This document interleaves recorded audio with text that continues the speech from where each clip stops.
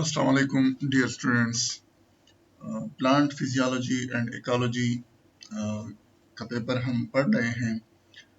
इसमें दो पार्ट्स है, एक प्लांट फिजियोलॉजी और सेकंड पार्ट है हमारा इकोलॉजी का, यानी प्लांट इकोलॉजी का। प्लांट फिजियोलॉजी तो अभी तक हम काफ़ी कुछ पढ़ चुके हैं। कुछ एक लास्ट वन चैप्टर रह चुका है, रह गया है, लेकिन हम अब स्टार्ट करते हैं next parts which is entitled as plant ecology. और आज हम स्टार्ट करते हैं इकोलॉजी की इंट्रोडक्शन, यानी उसकी क्या चीज़ है इकोलॉजी, इकोलॉजी का वर्ड किसने सबसे पहले यूज़ किया है, उसके मीनिंग्स क्या है, इकोलॉजी की डिफिनीशंस क्या है, उसके डिफरेंट ब्रांचेस, जो मेन ब्रांचेस हैं उसके बारे में हम थोड़ा बहुत आज डिस्कस करते हैं। द वर्ड इकोलॉजी जो कि बेसिकली दो ग्रीक वर्ड्स से डिराइव्ड हुआ है। फर्स्ट वन है ओइकोस और दूसरा है लोगस।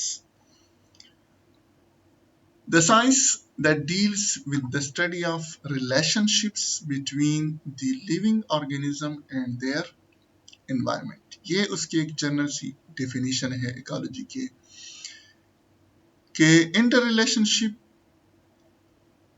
या relationship between the living organisms and their environment. यानी एनवायरनमेंट जो हम वर्ड यहाँ पर यूज हुआ है, एनवायरनमेंट मीन्स, इसकी अगर हम डिफिनीशन कर ले बहुत सिंपल वर्ड्स में, कि environment is anything surrounding an organism. So the relationship between living organism and their environment is called ecology. The term ecology for the first time was used by Ernst Haeckel, and this word comes from Greek words oikos meaning house, यानी इसके meaning है घर या house, और logos means study or science।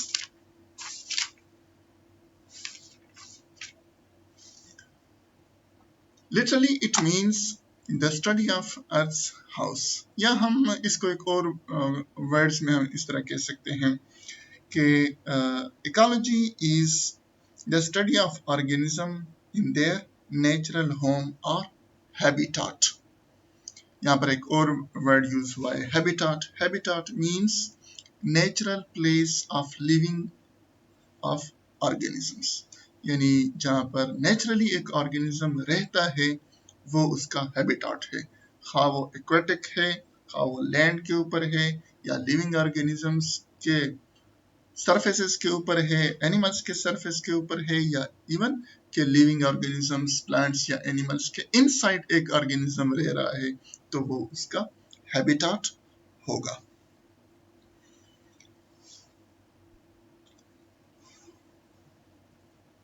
हैकल 1870 में कह रहा है, by ecology we mean the body of knowledge concerning the economy of nature। यहाँ पर डिफरेंट साइंटिस्ट ने, डिफरेंट इकोलॉजिस्ट या डिफरेंट बियोलॉजिस्ट ने इकोलॉजी को मुख्तलिफ एंगल से देखकर डिफिनीशन की कोशिश कर ली, जिसको अगर हम कलेक्टिवली देख लें तो तकरीबन सबका मीनिंग्स एक ही है, एक ही मतलब उससे अखज़ हो सकता है। अगर हम यहाँ पर इस डिफिनीशन को थोड़ा सा और अच्छा कर लें कि ecology is the inter relationship between living organism and their environment, यानी इंटर रिलेशनशिप मीन्स के ऑर्गेनिजम्स का एनवायरनमेंट पे क्या असर है और एनवायरनमेंट का ऑर्गेनिजम्स पर क्या असर है। हैकल, by ecology we mean the body of knowledge concerning the economy of nature, the investigation of the total relations of the animals। यहाँ पर थोड़ा सा animals का टच दिया हुआ है, प्लांट का जिक्र नहीं है। relation of animal to its inorganic and organic environment, यानी एक animals का organic और उसके inorganic environment का उस animals पर क्या असरात है, या उस ऑर्गेनिजम्स का एनिमल पर या एनिमल का ऑर्गेनिजम्स पर क्या असरात है, क्या इफेक्ट्स हैं। बर्डन सैंडरसन कह रहा है कि elevated ecology to one of the three natural divisions of biology, physiology, morphology and ecology. Elton कह रहा है कि it is the scientific natural history.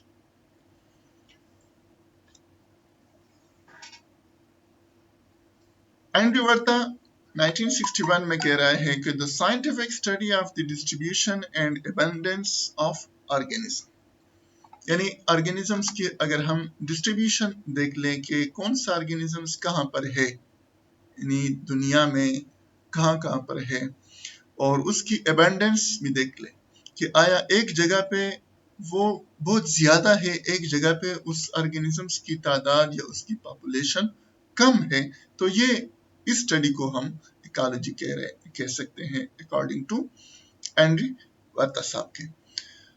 Eugene B Odum साहब 1963 कुछ किताबों में 71 लिखा है the structure and function of nature is called ecology. Odum आगे कह रहा है इन कंक्लूजन अगर हम इन सारे डिफिनीशन को कंक्लूड कर लें तो ecology is the scientific study of the processes regulating the distribution, the abundance of organism and the interaction among them, यानी organisms का organisms के दरमियान interaction भी हमें देखते हैं इकोलॉजी में, and the study of how these organisms in turn mediate the transport and transformation of energy and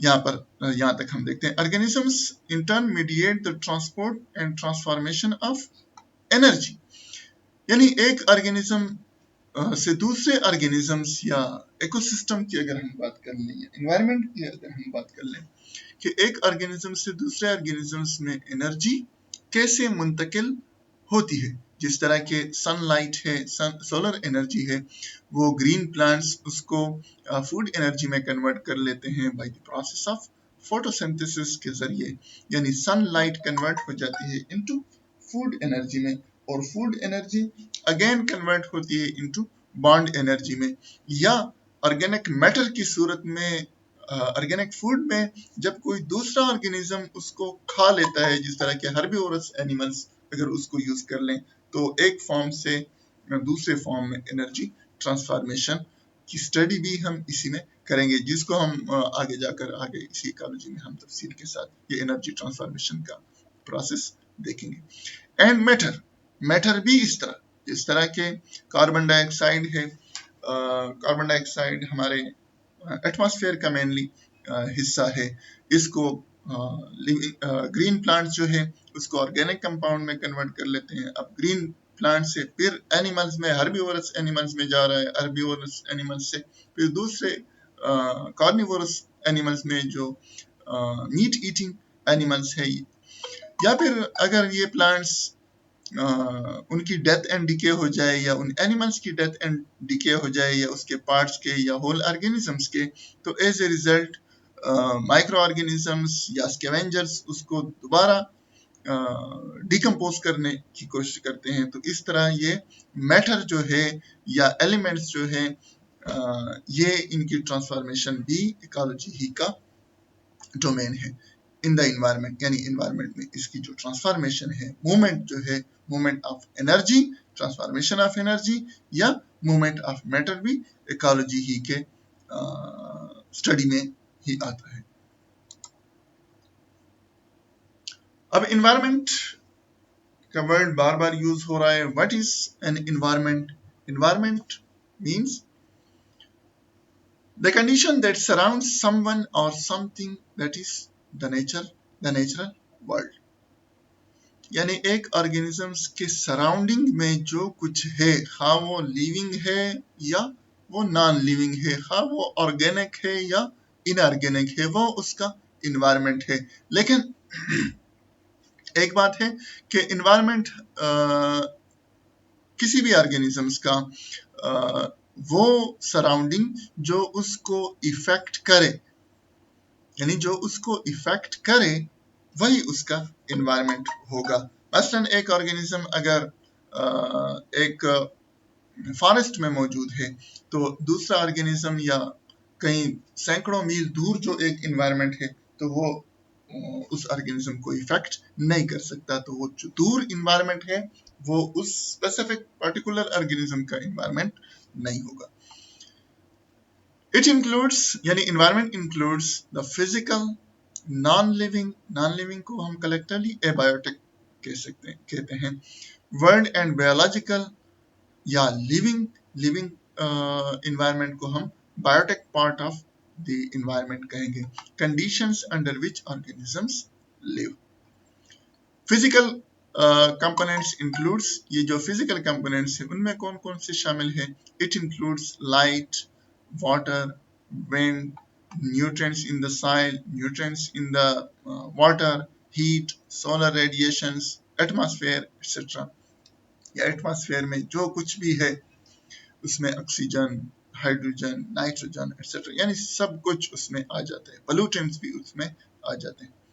biological components includes plants, यानी एक प्लांट के इर्द गिर्द जो प्लांट्स है वो भी उसके एनवायरनमेंट में शामिल है।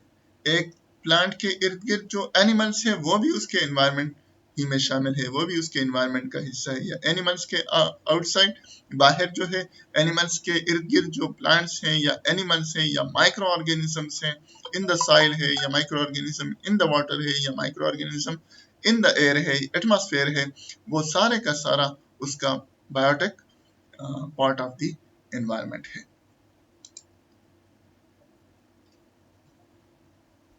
स्टडी को हम दो मेन तरीकों से, इकोलॉजी को हम दो मेन एस्पेक्ट्स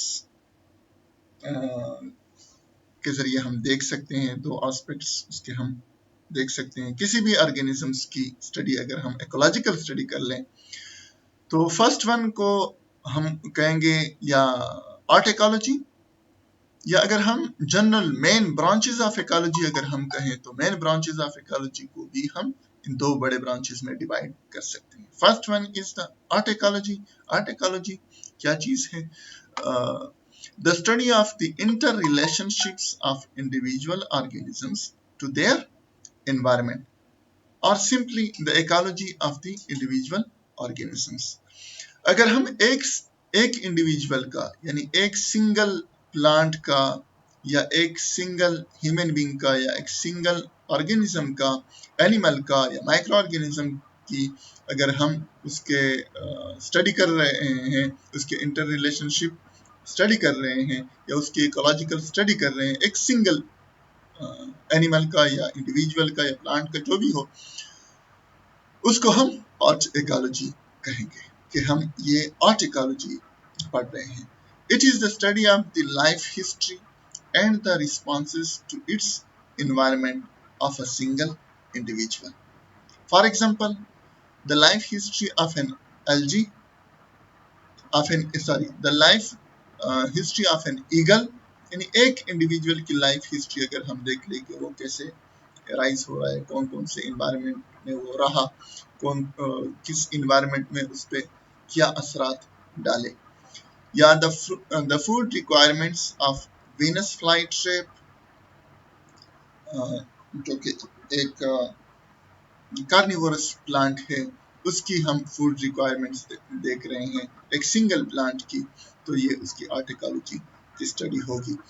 और the temperature tolerance of the seedlings of a tree species, यानी एक ट्री है उसकी सीडलिंग को हम देख रहे हैं कि उसके टेम्परेचर टॉलरेंस उसमें कितनी है, कितनी टेम्परेचर को वो बर्दाश्त कर सकता है, कौन से टेम्परेचर को वो बर्दाश्त नहीं कर सकता। सेकंड वन है synecology. Synecology is the study of inter relationship between groups of organisms, यानी group of organisms belong to a same species. बहुत सारे ग्रुप ऑफ ऑर्गेनिजम्स या individual of the same species को हम नाम देते हैं population.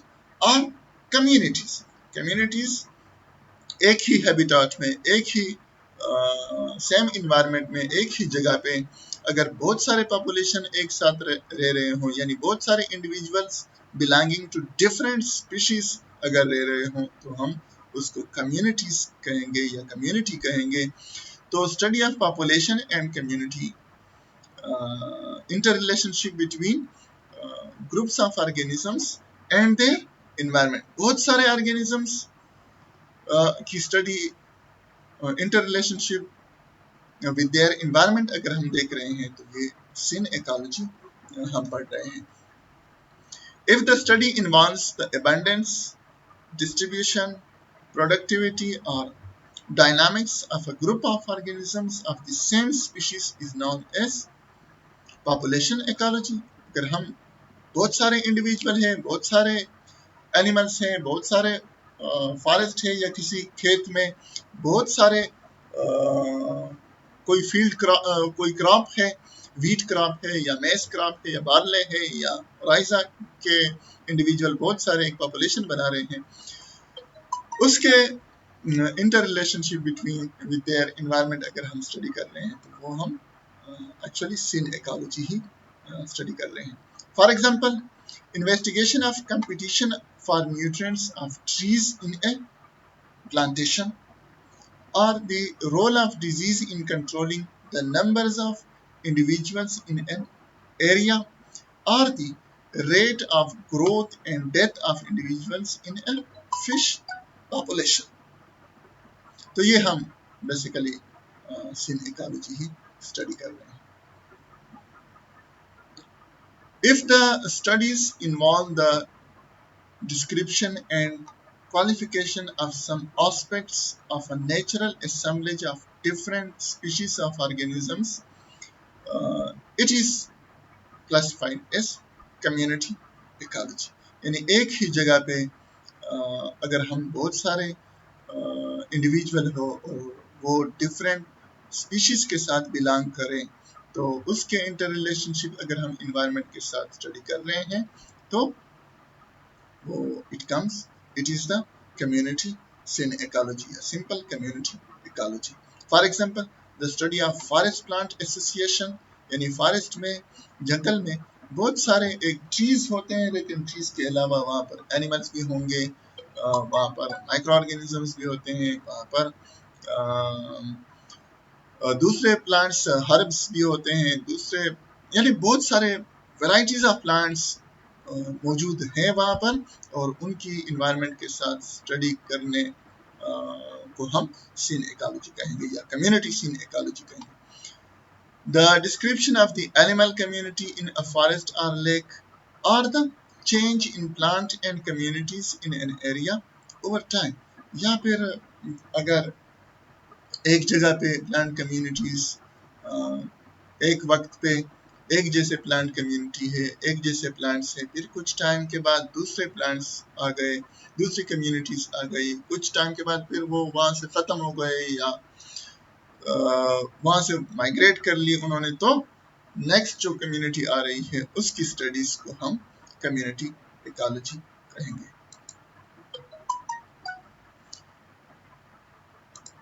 Thank you for watching. इस तरह हमारा ये इकोलॉजी का सिलसिला चलता रहेगा। बहुत शुक्रिया। अल्लाह हाफिज।